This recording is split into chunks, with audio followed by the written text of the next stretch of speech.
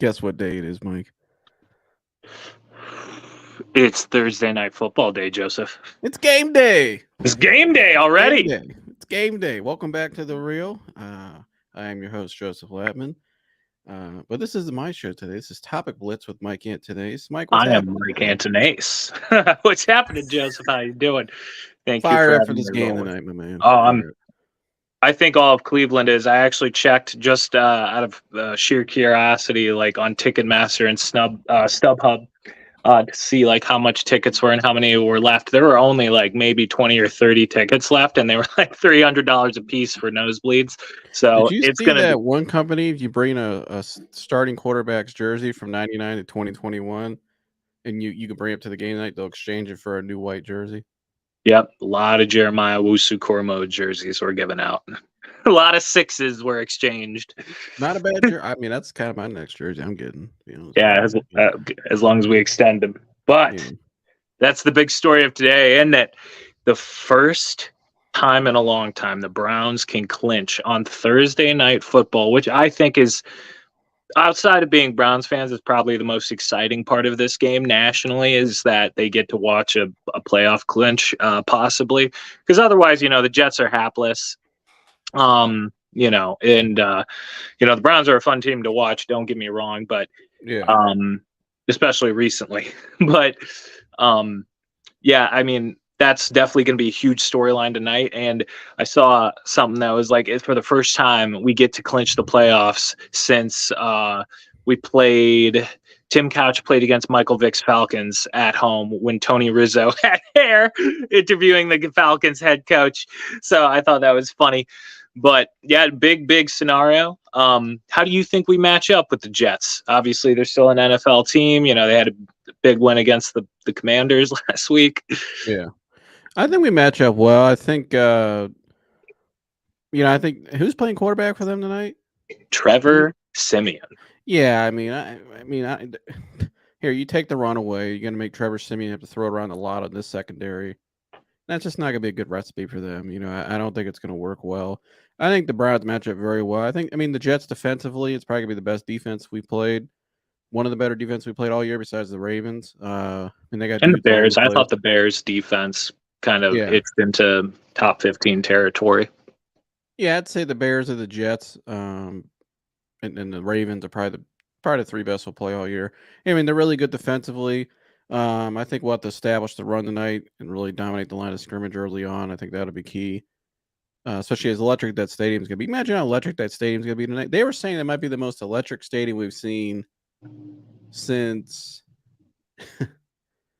man, probably the '80s. Oh yeah, I mean, sold out crowd. You got the all white unis on tonight. You're talking about a December football game in Cleveland tonight with the playoffs on the line. Thursday night football prime time. I think the last time we played the Jets in a big game like this too was back in the '80s in a playoff game, and I think they beat us, if I'm not mistaken.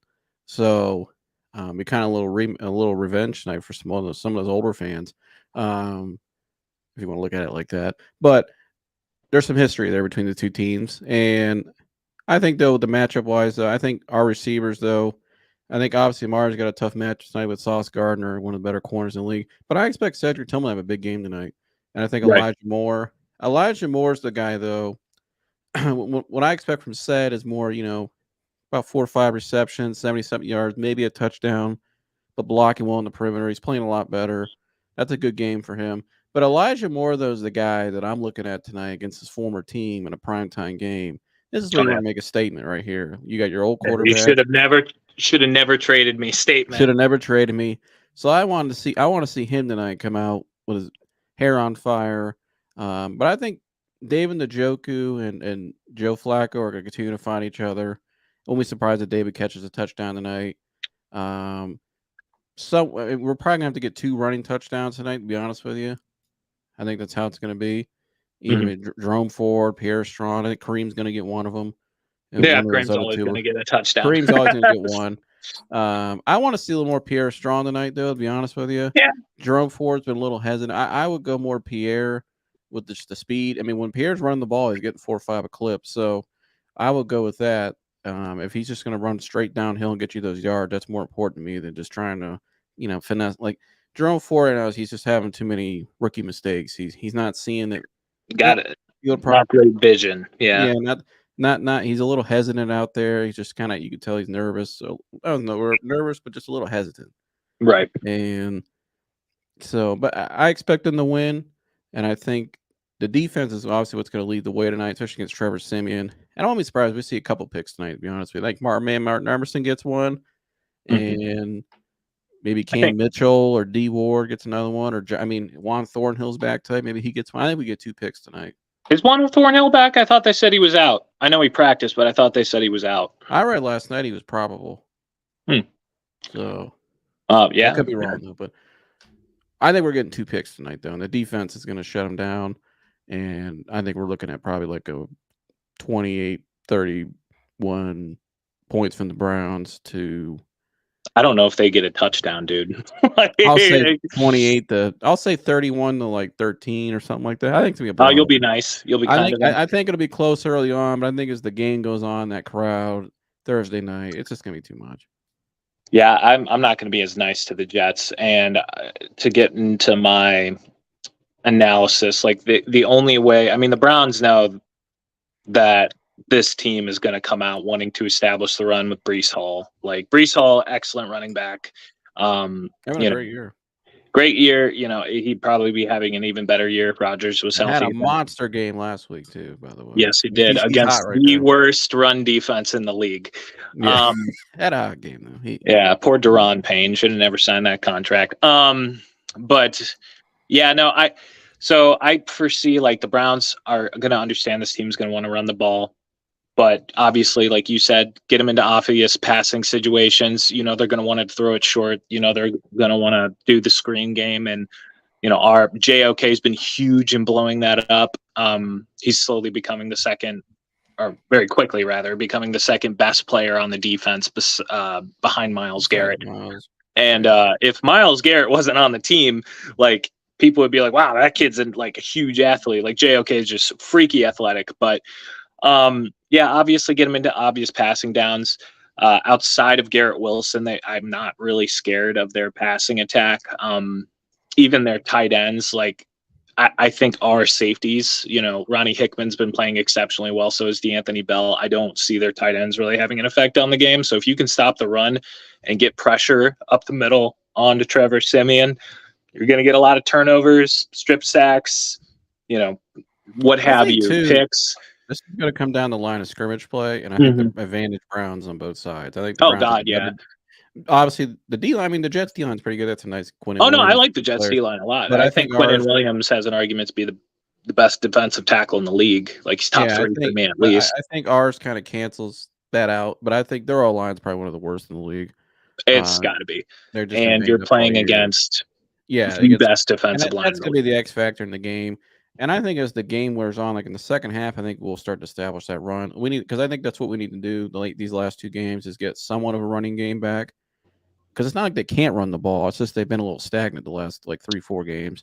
I think with the O-line injuries, obviously a big part of that. But I think also just Kevin's trying to find, which I like what he's doing. He's rotating all 3. Obviously, Kareem's one of your guys because you know what Kareem. You know what you're getting. I mean, you need 2 yards. Kareem will get you 2 yards. Yeah, Kareem is he's your clutch guy. You need a touchdown. You need a first down. You give it to Kareem. That's what he does. Yeah, he's always Kareem is the dude that he just you need him.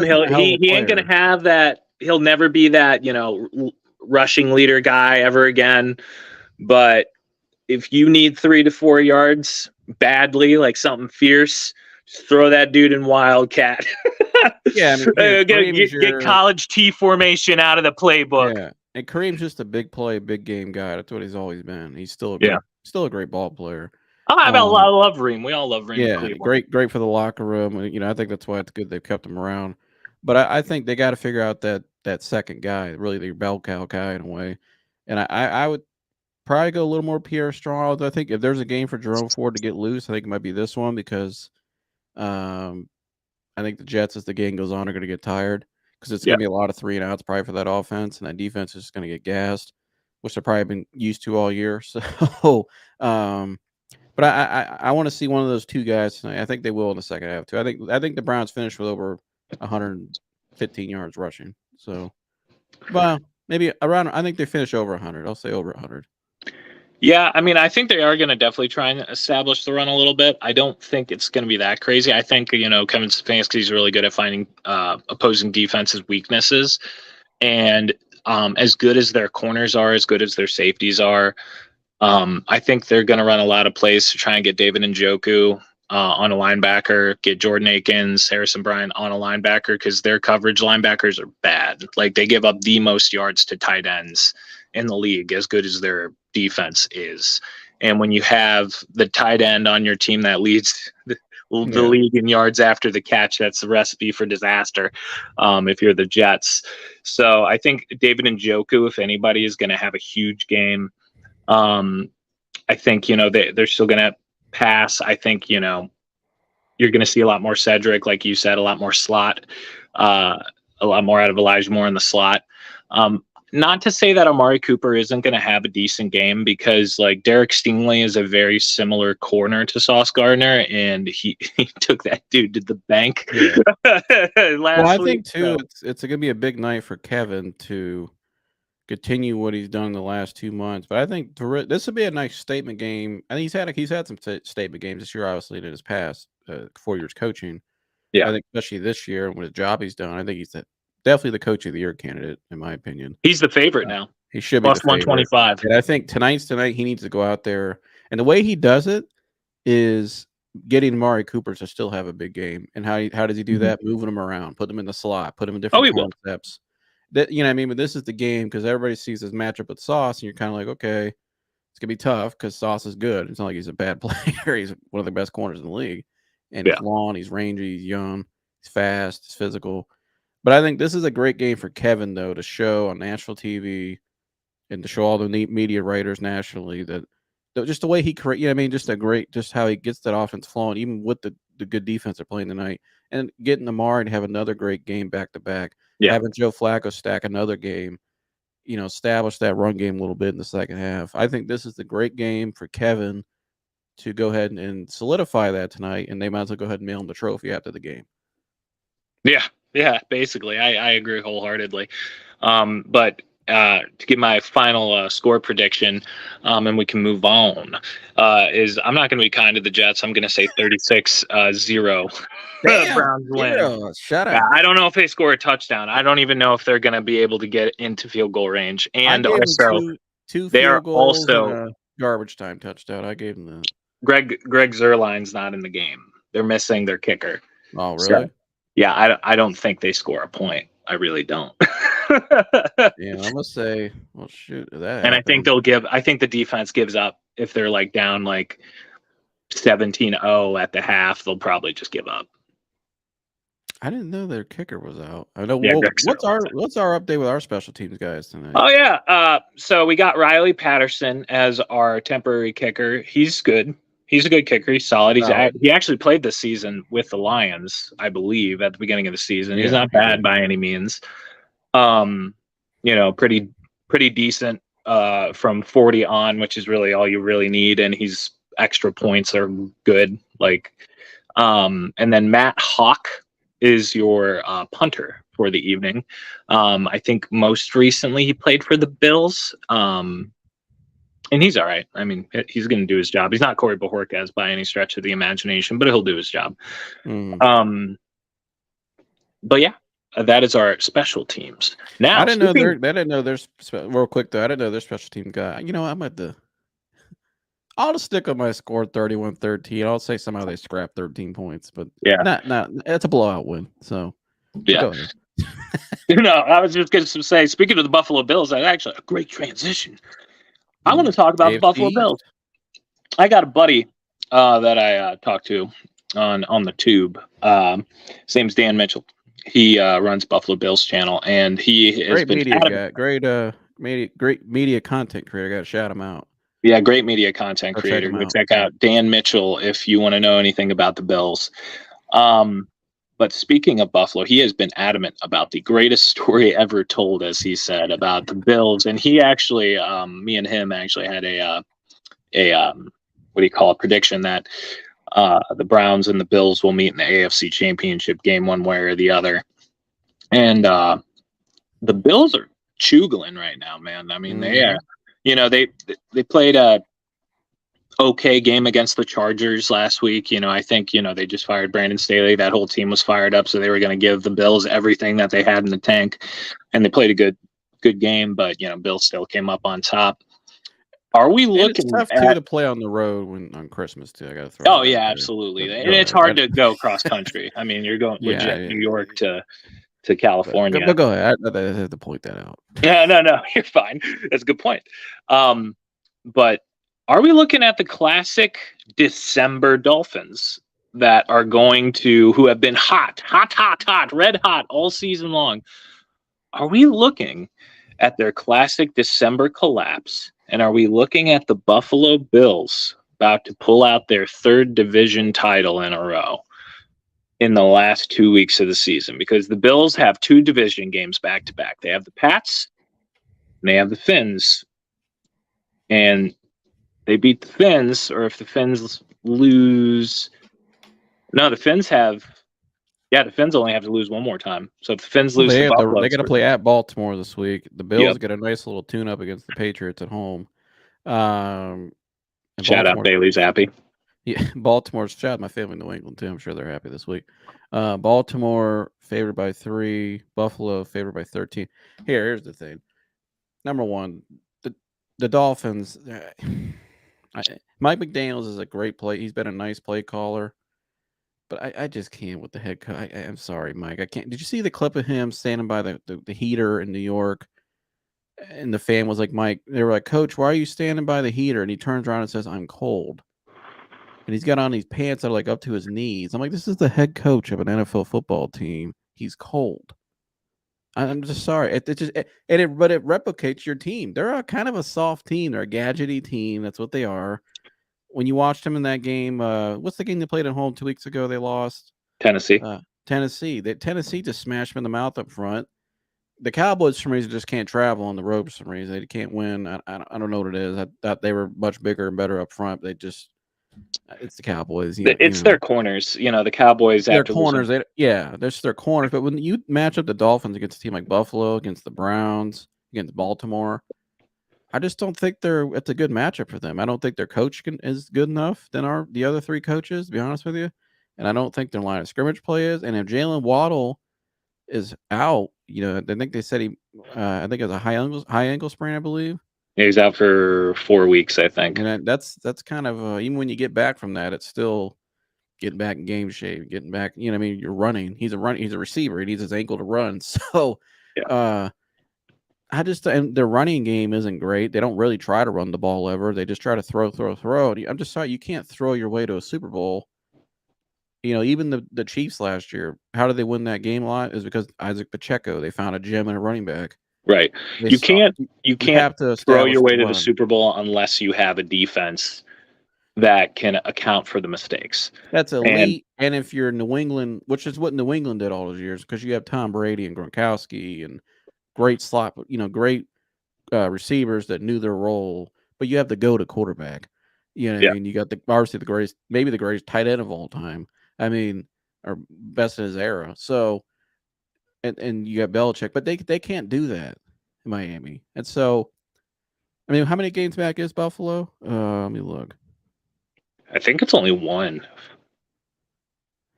Buffalo is 9-6. Dolphins are 11-4. So the Dolphins would have to lose 2 in a row, and the Buffalo would have to win out. But I don't know, who does Miami play their last game of the year? Oh, Buffalo. So Buffalo would get the tiebreaker, right? Yeah, Buffalo would if they lose to Baltimore. Yeah, and they beat them twice too. Yeah, they would sweep the Dolphins and win the division. I think the Bills win the division, and to be honest with you, the Bills, Browns. If the Browns take care of business tonight, which I think they will, and the Rams are the 3 teams. I mean, obviously Baltimore's doing their Rams thing. are hot. But the that Rams, Kyrie Williams kid, no joke. That kid they're getting can healthy. run. Their defense is getting healthy in LA. That offense is clicking with Stafford, the two receivers, Cup and Nakua.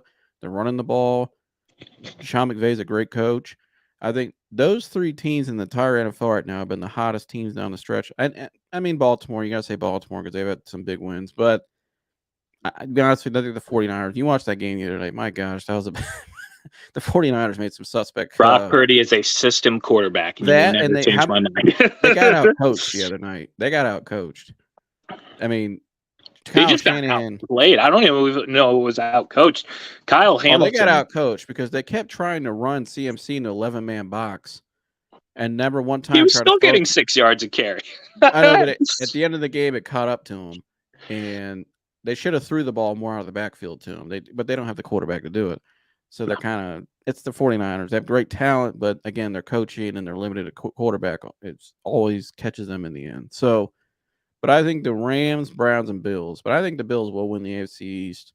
I'm just not sold on the Dolphins right now. I think they could score some points, but they're just a gadgety team, to be honest with you. Yeah, I think, speaking of the Cowboys,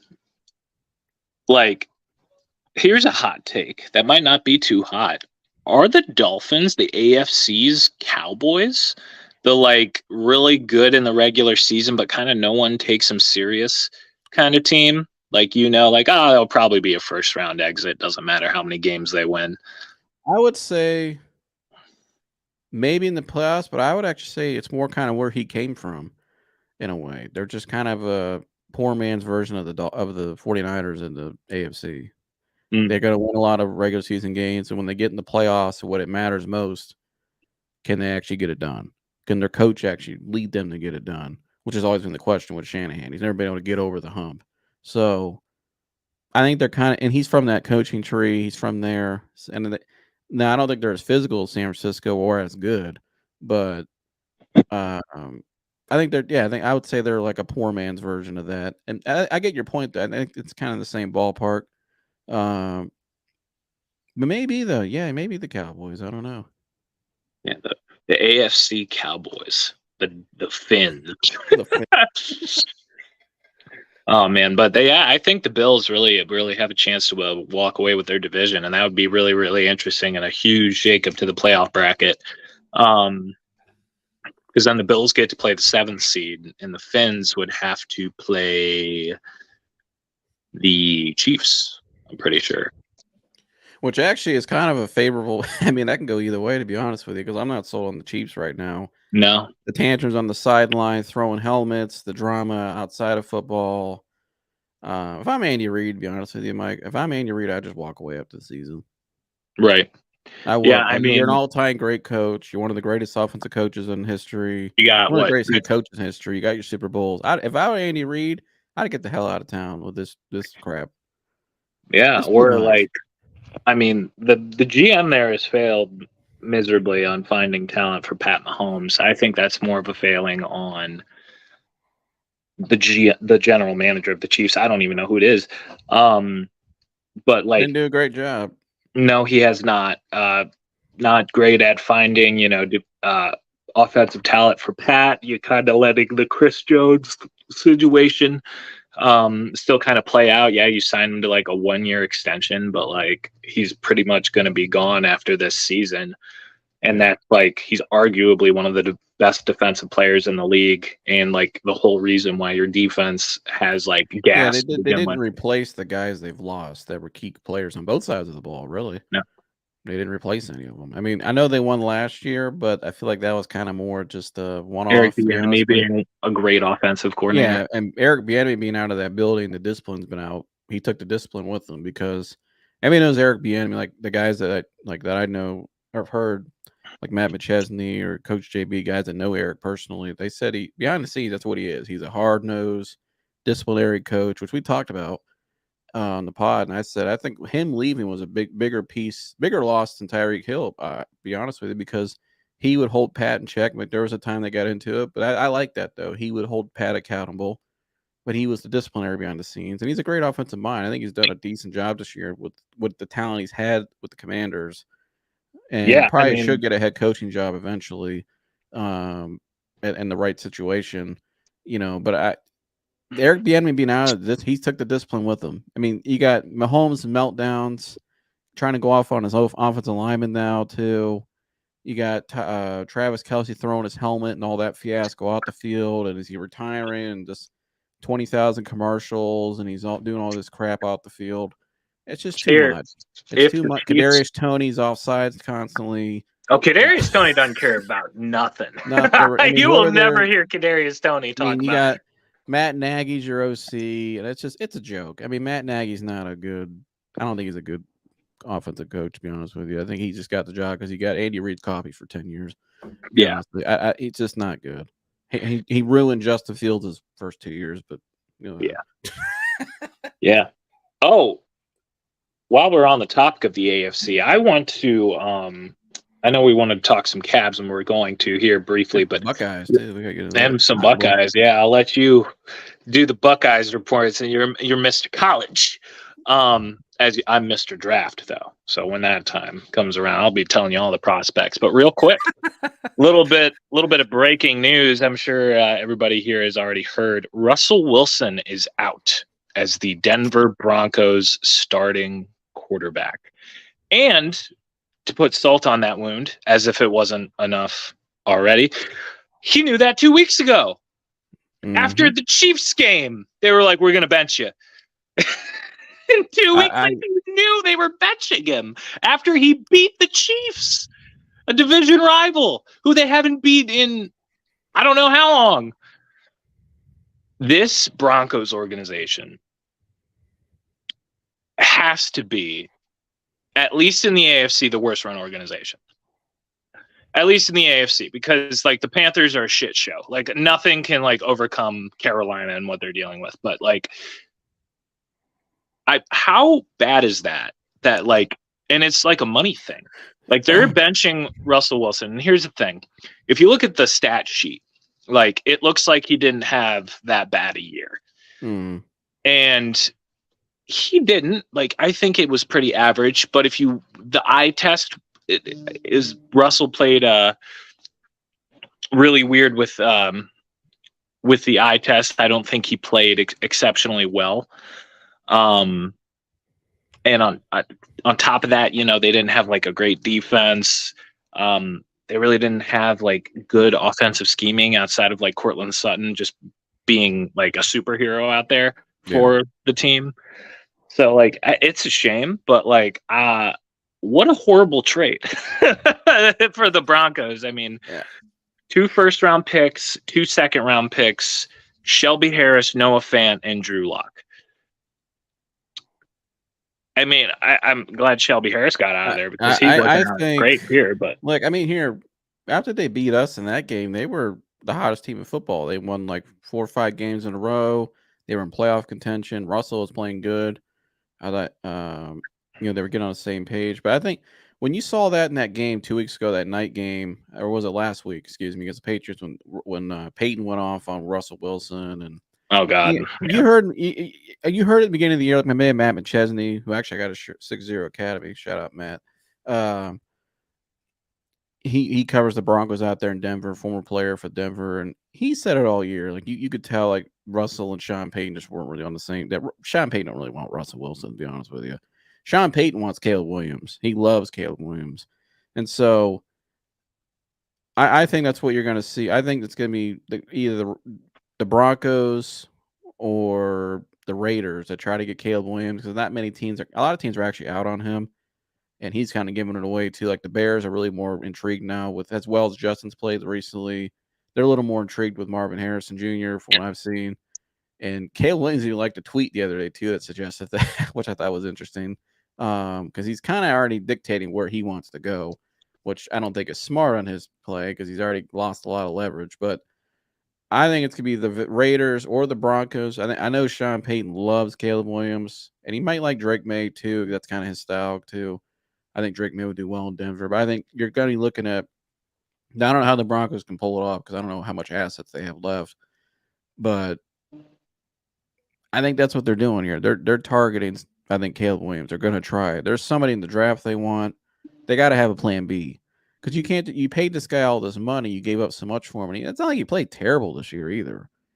He played pretty, I thought good. I thought he was better than most. I mean, compared to what most quarterback. I mean, you look at the quarterbacks around the league today, which we've talked about, how average it's been this year. I think Russell's still probably better than a lot of them, just because of who he is and he's been around a while. Would I take him? No, but I think he's still decent. I think he's good enough, and he's good.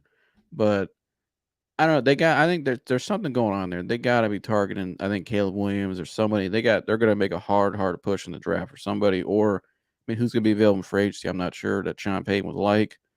You have to look into that, but that's my opinion. But it's very odd. I think they've had this plan all along, and I think Sean Payton doesn't want Russell Wilson. Now, where does Russell Wilson go? I'm very interested in that because I think he still has a couple decent years left on a good team.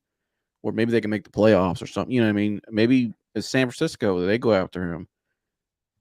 But that's a good idea. I think Russell and Pittsburgh. If I'm Russell, Pittsburgh. I think Russell, though, if I'm him, I'm going with a good offensive coordinator.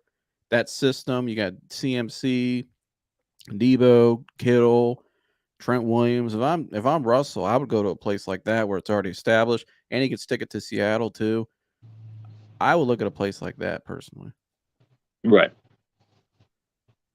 But, that's all right. Well, what do you think? What do you think? Though, real quick, I got to ask you, what do you think Denver's doing? I don't know. What they're doing. A full rebuild under Sean Payton's image.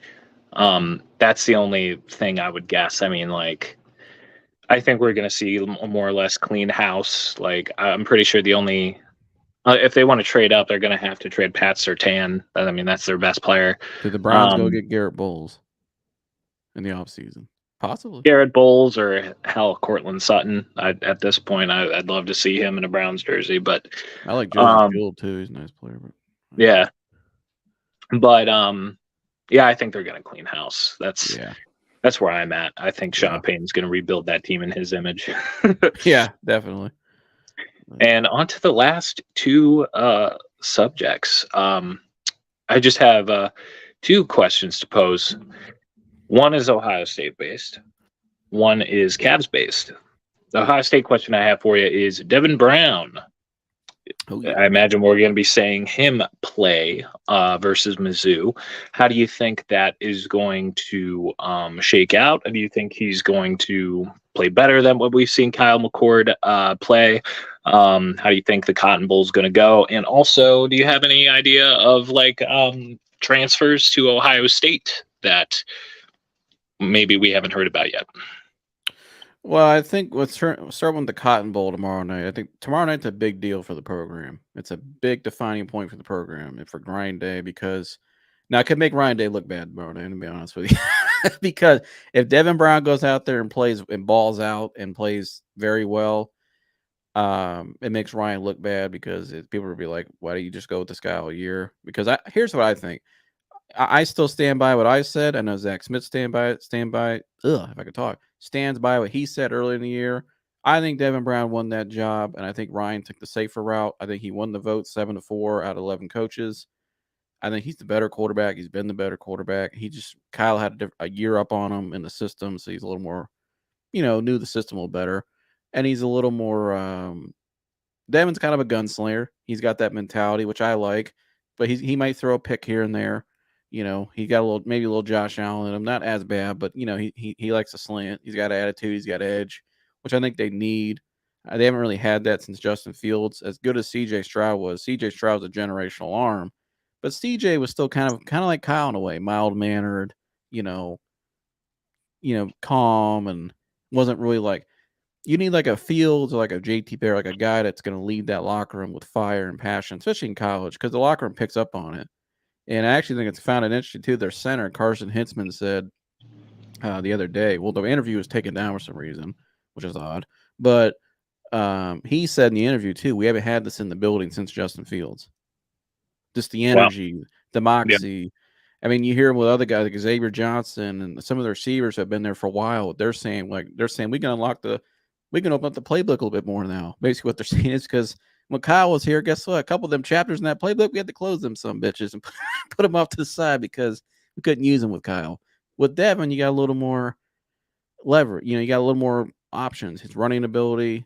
He's gonna run the ball like JT Barrett kind of. That's his style, but he can throw that thing, and I think he's gonna play well. But I think people also need to give the guy grace too because it's his first full game, and it's a big game. It's the Cotton Bowl, so he hasn't played a full 4-quarter game ever in his career.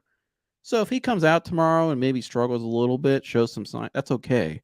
But as long as he finishes with like 230 something yards or 250, maybe 2 touchdowns and a rushing touchdown, that's a great game. And you probably got your starting quarterback for next year, which I think he is. And I think the kid's gonna be great. When you listen to him talk in the media, I don't know how everyone should be getting behind this kid. He's got edge. He's embraced Ohio State. He's embraced the competition. He declared himself the starter for the game 2 weeks ago, which I thought was awesome. And pretty much said too, like, I don't care who they bring in, I'm not leaving. This is my job. That's who you want your quarterback, and the team rallies behind that guy. So I think he plays well. As far as transfers go, I'm not really sure yet. It's kind of too early to tell because you don't know what Ohio State's going to do. Which is why tomorrow night's game is really going to dictate a lot, not just for what in terms of transfers, but you might have guys coming back too. I mean, there's a good chance that outside of Marv, a lot of these guys would be coming back. I think Travion's probably coming back. Jack Sawyer said he's pretty much coming back. JTT might be coming back, which is a good possibility. Tyleek might be coming back. Denzel Burke might even be coming back, which is crazy. A lot of these guys are seriously considering coming back. Emeka's, I think, coming back, which he should. He needs another year. And if Devin goes out there tomorrow night and lights the world on fire, these guys are going to want to come back and kind of not only to boost their draft stock next year, but also just to finish it off the right way, to finally beat Michigan, win the Big Ten, and compete for a national championship, which is what they came here to do. Because that 2021 class, which is what a lot of these guys are in, that was a loaded class, but they haven't shown the wins for it yet, the big wins that they need, Right. The legacy wins. So I think that's a lot of part of it too. And the NIL money now too. A lot of guys are going to get more NIL money in college next year than they would on a rookie deal for year one because of where their draft status is. You come back, you play well, you boost that up, so you get double the money. So, but I expect Ohio State to win. I think they win. I think they pull away in the second half, and I think Devin Brown shines. I really do. I think the kid, the way he's talked all week, and his attitude, his swagger, his confidence, I think the team's going to embrace. I think they play a great game, and I think it's going to be a good momentum win for next season. Awesome. Yeah, I'm excited to watch it. Folks, I don't know nothing about state football other than who's good and who's not. And lastly, the last thing I want to talk about, because I was criticizing him, and I'm not somebody to criticize coaches often, but I was criticizing JB Bickerstaff for a while. And you know what? No Evan Mobley, no Donovan Mitchell, no Darius Garland. He's put together a pretty nice little run, beating good teams, finding gems, getting the team to play together. I think he's been doing a great job, and I think he's not only saved his job, but actually built a pretty good culture for the Cavs. What do you think? I'll be honest. Last night was the first time I actually sat and watched a full game because I was at my family member's house and they had it on, and that was a crazy game. Well, first off, when I saw the starting lineup, I was like, "Geez, we got our bench players starting tonight for us outside of Jared Allen." I didn't know we were that banged up. I mean, I've kept an eye on the Cavs this year, monitored everything. I know what's going on. But last night was the first time I actually sat and watched. And to watch how that team responded after being down, I think, by 20 at one point, and the way they came back, and, the way they defended, the way they were getting stops, the way they were offensively. Craig Porter Jr., nice player. Karis LeVert, really scoring that ball like he's always done. Jared Allen kind of found him. Looks like he looks like his normal self again. Coming off that playoff series last year. Yeah, big game last night. I mean, I think the problem with the Cavs isn't really as much the coaching. I think JB has established a great culture, like you said. A team that fights back like that, that means the coach is doing a good job. They're not quitting. And they're still, I think, 17-10 right now. So they're well in the playoff contention still. They're still in it. They're not, I mean, they're pretty good actually right now. That's a good spot to be in, considering all the injuries they've had, that you're still way above 500 like that. And winning games like last night, that's a signature win for JB. I think, though, the pressure's on Kobe Altman in the front office. Yeah. The problem is Here, when they made the trade for Donovan Mitchell, you and I came on that day. We did a live. We were excited about it like everybody else because he's obviously a better player than what we gave up for him. But I don't think the fit has been great because he's an undersized shooting guard, which isn't ideal in the NBA. There's not many teams ever that won NBA championships with an undersized shooting guard ever. It's never happened. I don't think. I mean, since Joe Dumars, but Joe Dumars is a phenomenal defender Right. and could play off the ball. He didn't need the ball in his hands to be great. He was different. Don was just not that guy. I don't think Donovan he's a great player, but I don't think you can win because of him. I don't know if you can win with him either. Just because he's just not he's not ideal. You know what I mean? He's not a good enough natural point guard like Darius to play point guard. And he's undersized shooting guard. He's 6'3", 6'2", 6'3", which you want your shooting guards to be at least 6'4", 6'5", 6'6", or above. He's not that. And so you have two guys out there, he's hogging the ball. And I think that's why Evan Mobley hasn't taken that leap. Now, he's still playing well. He's got like 17 and 10, which is still great. Yeah. But he really should be averaging like 20-something and 11 but he can't. I think Donovan Mitchell, I think they were a better team before he got here. You remember that last year? It was in 21-22. They were red hot. They were like the hottest home team in the league, had a great bench, great chemistry. That team was better than last year's team with Donovan by a mile. I think they were in a much better place back then. Mm-hmm. And I think Donovan's actually made it worse because it's just he's just not a good fit. His playing style, and when you constantly hear when these young guys hear this old guy coming in or veteran, he's like in this middle of his career, prime, coming in talking about, I might leave and go to New York. All you hear about is New York and where he wants. Yeah, I mean, it kind of pitches you off. You're kind of like, hey man, are you in or you out? Like, this is our culture. We were the ones drafted here. We had something going before you even got here. You know what I mean? They didn't really need him, to be honest with you. They didn't need him. So I think they still make the playoffs last year without him, regardless.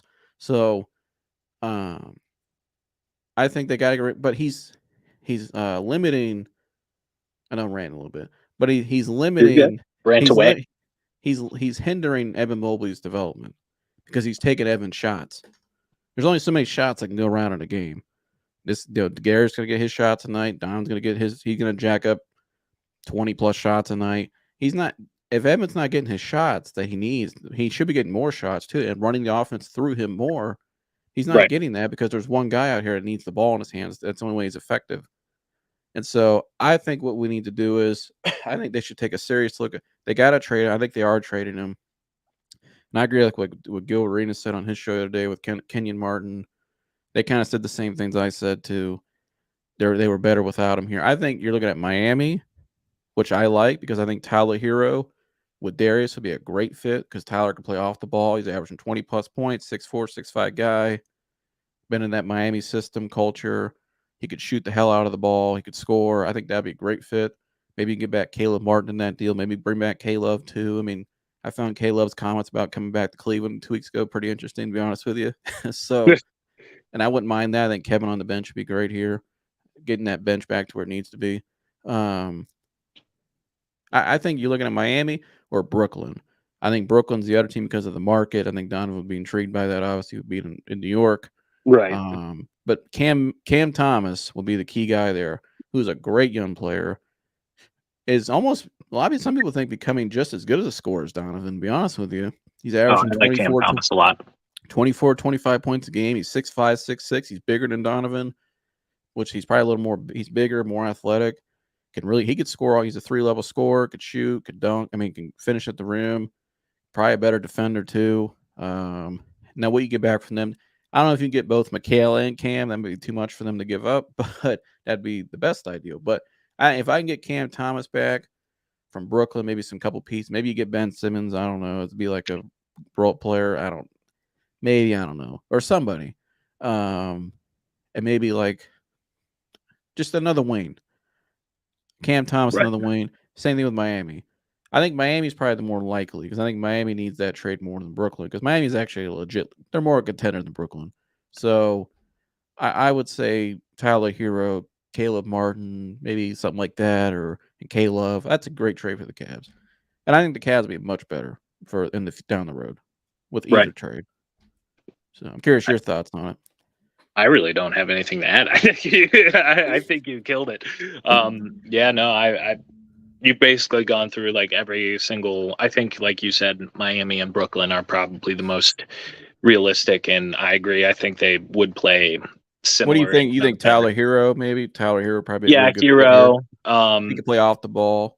Yeah, maybe like you said, getting K-Love back and, just him finishing his career here. And yeah, I mean, I like Hero a lot. He's from Milwaukee. So he's from the North. Yeah. He's got a little swagger to him. I think Darius, is actually a better all-around player than Donovan, to be honest with you. I think Darius is a better all-around basketball player than Donovan. He's a better passer, better He's playmaker. Much better passer. He can probably a better shooter or just as good. I think Darius, with more shots, can score probably more points. Mm-hmm. Or just as I think Darius is going to be a better all-around player than Donovan because he just does more. He's that is a natural point guard. We are very lucky we drafted him because there's no way that guy should have been fell to 5. I think he was taken 5th. Yep. Yeah, he's not. He's better than a 5th pick. So, and I think Darius has actually been better in the clutch, to be honest with you, at times. And he's been growing into that kind of player, and he's still so young tis layup, his way he's finished some layups in some of these games in the clutch, and his playmaking, but he's dangerous. I mean, I think Draymond Green said it 2 years ago. He's probably pretty much. I think he said he was like the hardest player to lead the guard because he's just so damn quick and his shooting. He's a nightmare. And you just got to get the right piece next to him. I think the one Hero or Thomas, I think would be perfect. And I think the more Amani Bates grows, now you're looking at a Darius, Hero or Thomas at the 2, Amani Bates at the 3. You can even put Amani Bates at the 2 if you wanted to. He's athletic enough to guard out there, which I kind of like that 6'9" 2 guard. But Evan Mobley and Jared. And then you got nice bench you're developing this year. Craig Porter Jr., you finally found a guy in the draft. You needed that. Put Strus on the bench. Maybe bring K-Love back. Sam Merrill. Isaac's a nice role player. Had a nice game last night. You got a nice team going now. You got and you're young, and you can keep that core together, which is what Denver did. Their model should be what Denver did. I agree. So that's my opinion. And plus, you gotta establish that now too, because I think the league's gonna be expanding here in a couple of years. I think you're gonna see a Vegas team and a Seattle team. So Supersonics. I'm gonna throw this out there too. LeBron James is finishing his career with the Las Vegas team. Just throwing that out there right now. He'll play his last season with the Lakers next year or the year after, but he's playing his last season or 2 with the Vegas team with both of his sons. I would also like to put the year Bryce James comes out in the draft, his youngest son, who's a junior right now in high school, that'll be LeBron's last season in Vegas. Just throwing that out there. And Kevin Durant is eyeing that Seattle team too to finish his career there and take ownership there. But go ahead. I was just going to say I'd like to throw out a name for the Las Vegas team. If you want to steal the Las Vegas Bandits, feel free. I think that's a pretty cool name. You don't need a name. I mean, you have to think about that. What would be a good name for the Vegas team? After the one-armed bandits, the slot machines, the Vegas Bandits. I like that. That's interesting. But well, Mike, we're getting fired up. We're about 4 hours till kickoff. What time is kickoff officially tonight? 8:30, I think. 8:15. 8:15. So we're about 4 hours away. How excited are you right now, Mike? Oh, super hype. I mean, it's going to be electric. It's going to last Thursday night football game of the year to watch the Browns clinch a playoff berth, second in 4 years, and Coach Stefanski might win his second Coach of the Year award in 4 years. So 2 years. What a hell of a job! We got to clap it up for Kevin. We criticized. I gave some criticism earlier in the year, but I thought that was fair. It was fair criticism. But I'm always somebody that's objective, and I want what's best for the Browns, which is having a good coach. You don't want to fire somebody ever. So shout out to Kevin. He's done a hell of a job this year. I think coming out of that bye week, you saw a change in his philosophy a little bit, I think. And I said that on the show as it was going on, which I liked. I think that 49ers win saved the season. And I think the Ravens win is what elevated the season. It made that team really believe in their coach and in each other. And so I think you're seeing it now. And I think Kevin is just he's been showing off the last month, to be honest with you. I think some of the stuff he's done at some of these games I've really liked. Some of the play calling, I think he's really starting to find his groove now. He's a young coach. People got to give him some grace, too. I mean, he's a first-time head coach. I mean, Yeah. You can't expect the guy to be perfect. But I'll take him over a lot of these other young coaches, to be honest with you, especially that guy in Miami. Kevin doesn't complain about being cold. So I'm all in. And I'll never forget, let it be known, on draft day in 2020, his first draft, they went and showed Cliff Kingsbury sitting in his big mansion with his house sitting there like this. Remember, you remember that? He has a little background and sitting in his living room and trying to show off his house and all this crap. And they showed Kevin Stefanski in a little closet, the slide after, like this little closet with a shitty chair, sitting there on the phone. yeah, like a back on the back phone, chair. just nailing these draft picks, JOK, Grant Delpit, and all this, just sitting there back on the phone. I was like, you know what? I like our coach. He's a little more grittier than these young guys, which is important to me. I don't want the Cliff Kingsbury's. I want the Kevin Stefanski guy sitting there in the closet with the shitty chair, sitting there on the phone, chilling. And that's more my kind of guy. So hell yeah. That always stood out to me in that draft when they did the COVID draft. Yeah. Just that back-to-back slide. I remember that. I was like, you know what? I'm kind of rolling with this cat. I like him. He don't care what kind of chair he's got. He's Cleveland. Like, he don't care. He's just on the phone. I like it. So he's a winner. He's won this year. So, but well, Mike, you got any? What's your book of the week, Mike? You got a book of the week right now? My book of the week, I'm not gonna go reach for it, is That Anger, or I believe it's a Joe Amber. Oh, I'm sorry, The Blade Itself. That Anger is the sequel. The Blade Itself is a Joe Abercrombie, the first novel in the first Law trilogy, which is a kind of like dark fantasy series. It's pretty cool. If you like Game of Thrones, you'd like this. Cool. Yeah, I haven't asked you in a while. People are like, what's the book of the week? I'm like, I don't know. Gotta ask. So, The Blade Itself by Joe Abercrombie. Nice. This is a great book, Mike. What's that? The book we're going to be the storybook ending for the regular season tonight, if that makes sense. That might have been kind of corny, but I like it. Yeah. The Cleveland Browns. Well, we're going to continue this season because it has been kind of a storybook season. That's kind of what I'm talking about here, folks. Stay with me. But the storybook season, we're going to cap it off tonight at home with the regular season. Dub. And then we're going to go to the playoffs. And we're really going to make it real magical, Mike. Yes. Going to the bowl. I believe. Going to the bowl, folks. Well, Mike, you want to tell them, need to subscribe, like, and share? Like, subscribe, share, follow, all that good stuff. Comment down below your thoughts if you think we're crazy or if you agree with some of our points or if you have any points to add yourself. Go ahead and comment. We'd love to hear your thoughts. You're what the man said. We'll see you guys in the next one. We're out of here. Go Browns. Go Browns. Go.